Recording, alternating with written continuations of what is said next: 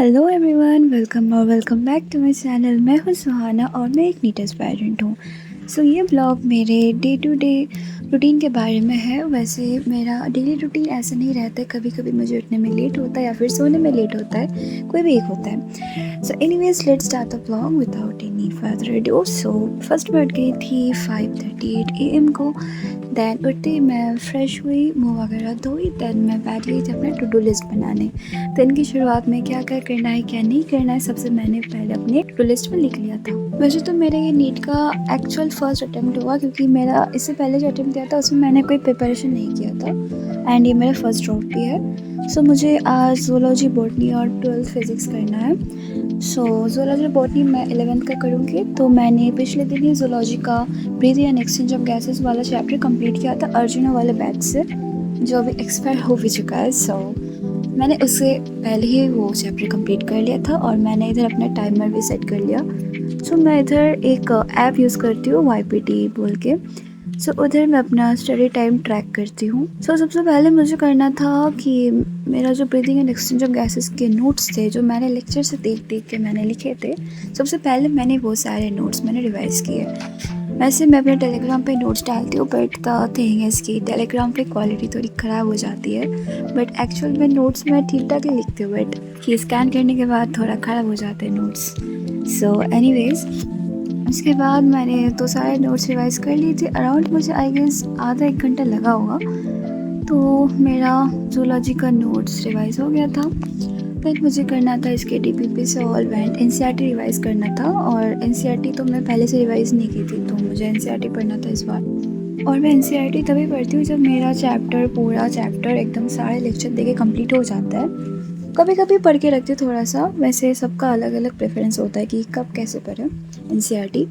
And NCERT since ये मेरा first time ये वाला चैप्टर पढ़ रही थी NCERT से, तो मुझे बहुत टाइम लगा था, क्योंकि NCERT में सबसे ज़रूरी चीज़ है एक्टिव रीडिंग करना। एक्टिव रीडिंग में कंपेरेटिवली और भी ज़्यादा टाइम लगता है, क्योंकि चीज़ें समझ समझ के पढ़नी पड़ती है। एंड कुछ इंपॉर्टेंट पॉइंट्स हो गए या फिर कुछ एक्स्ट्रा अगर इन्फॉर्मेशन होगा तो मैं तो बुक में ही लिख देती हूँ, अगर कुछ लेक्चर से जान पाई या फिर मॉड्यूल से जान पाई तो। देन मेरा अराउंड 2 hours and 23 minutes लगे थे इन टोटल जस्ट NCERT और नोट्स रिवाइज करने में। तो मैंने पढ़ना तो अराउंड 7 बजे से स्टार्ट किया था, ऑल तो मैं उठी आई गेस 5:40 को थी। देन मेरे को और भी काम थे। उसके बाद अभी बज रहे थे 9:30 एंड 9:30 तक तो मेरा DPP तो अभी तक हुआ नहीं। DPP मैं ब्रेक लेने के बाद सॉल्व कर लूँगी, breathing and exchange of gases का। फ़िलहाल तो मेरा NCERT एंड नोट्स रिविजन हो गया। मैंने ले लिया 1 घंटे का ब्रेक एंड अराउंड मैं 10:25 या 27 को आ गई थी DPP सॉल्व करने। इधर मैंने ओपन किया अपने अर्जुना वाले बैच का DPP सेक्शन ज़ूलॉजी का। उधर मैंने सॉल्व करना स्टार्ट किया। आई गेस 10:27 AM को मैं स्टार्ट करी थी टाइमर वापस से। 11 ज़ूलॉजी वाले सेक्शन में मैंने टाइमर स्टार्ट कर दिया और मुझे करने थे सारे DPPs। तो मैंने इसके पहले एक भी DPP नहीं किया था, तो मुझे आई गेस 4 to 5 DPPs थे इन टोटल, या फिर 6 DPPs आई गेस सो। तो मैंने एक एक करके सारे DPP सॉल्व किए एंड हर बार की तरह एक मेरा गलत हुआ था, वो भी मैंने मुझे आंसर पता था, स्टिल मेरा गलत मार्क हुआ। एनीवेज तो वो तो मुझे नहीं लिखना था मिस्टेक वाले नोटबुक में, क्योंकि मैंने मार्क रॉन्ग किया था, बट मुझे आंसर पता था। जो मुझे कन्फ्यूजन लगता है या फिर मुझे बिल्कुल भी समझ नहीं आता, मैं बस वही लिखती हूँ अपने मिस्टेक वाले नोटबुक में। तो DPP सॉल्व करते करते इधर मुझे चाय और बनाना चिप्स भी दी थी मम्मी ने, तो मैं वो खाते खाते मैं अपना DPP भी सॉल्व कर रही थी, इधर मेरा खाना भी हो रहा था। कुछ देर में मेरे सारे DPPs भी सॉल्व हो गए थे एंड तभी बज रहे थे अराउंड 11:23। तो मुझे 1 घंटे लगे थे सारे DPP सॉल्व करने और अपनी मिस्टेक वाले नोटबुक में लिखने में। आई गेस 2-3 DPP होंगे, DPP वाले क्वेश्चन होंगे जो मुझे नहीं आए या फिर थोड़ी कंफ्यूजिंग था। तो 1 घंटा तो नहीं लगा था, मैंने बीच में थोड़ा ब्रेक लिया था सॉल्व करते करते, क्योंकि मैं खा भी रही थी। उसी बीच मैंने ब्रेक भी ले लिया था। तो ये बज रहे थे 11:24। तो इसके बाद मुझे करना था बॉटनी। तो मैं यहाँ पे लेके बैठ गई अपना बॉटनी और मुझे बॉटनी में cell cycle and cell division वाला चैप्टर कंप्लीट करना था।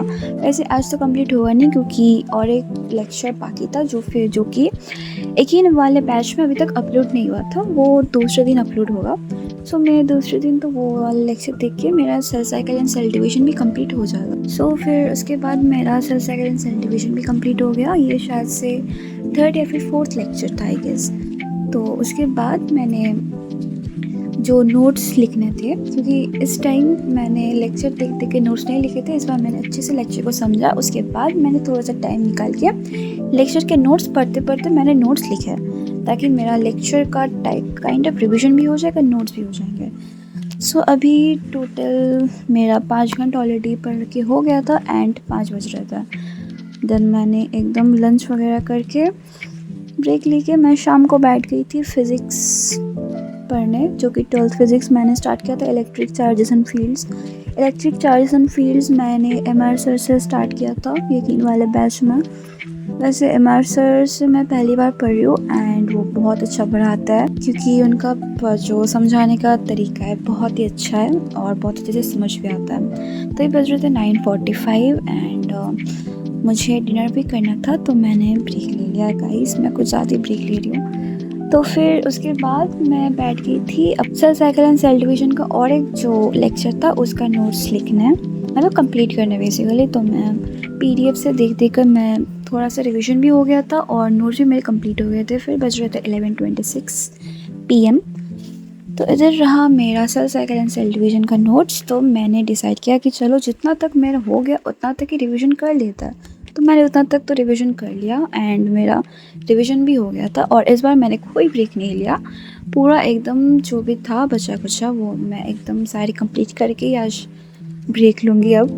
तो उसके बाद मैं बैठ गई थी एनसीईआरटी पढ़ने। एनसीईआरटी में cell cycle and cell division इसके पहले भी मैंने पढ़ा था एनसीईआरटी से। सो मैंने एकदम शायद से मेटाफेज से स्टार्ट किया था पढ़ना और एनसीईआरटी रिवाइज करने के बाद मैंने डीबीपी सॉल्व की। इसका मैंने पहले से 2 डीबीपी ऑलरेडी सॉल्व करके रखा था, तो ये 3rd डीबीपी था। तो 3rd वाला भी मैं सॉल्व कर रही थी और इधर भी एक रॉन्ग हो गया था, ठीक है, एक नहीं 2 रॉन्ग हुआ था, ठीक है। तो मैंने वो तो लिख लिए कि कौन से गलत हुए थे।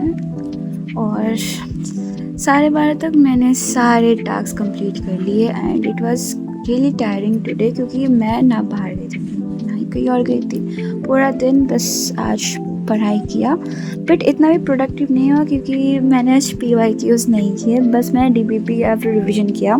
सो मैं नेक्स्ट दिन तो PYQs ज़रूर लगाऊंगी जो मेरे चैप्टर्स हो गए हैं। वैसे तो मैं अब पिछले वाले बैचेस से बहुत सारे चैप्टर्स ऑलरेडी कंप्लीट कर ली हूँ एंड मेरा बैकलॉग बस अभी फ़िलहाल केमिस्ट्री में है। एनीवेज गाइस, मेरा ब्लॉग आज यही तक था और मिलते हैं मेरे अगले वीडियो में। वैसे आप लोगों को मेरा अगर ब्लॉग अच्छा लगा तो ज़रूर सब्सक्राइब करना और वीडियो को भी लाइक कर देना। और मैं अपने टेलीग्राम चैनल में नोट्स भी डालती हूँ और कभी कभी टेस्ट सीरीज़ भी डाल देती हूँ, तो फिर आप डिस्क्रिप्शन में दिए गए लिंक से मेरे टेलीग्राम चैनल भी ज्वाइन कर सकते हैं। Thanks for watching.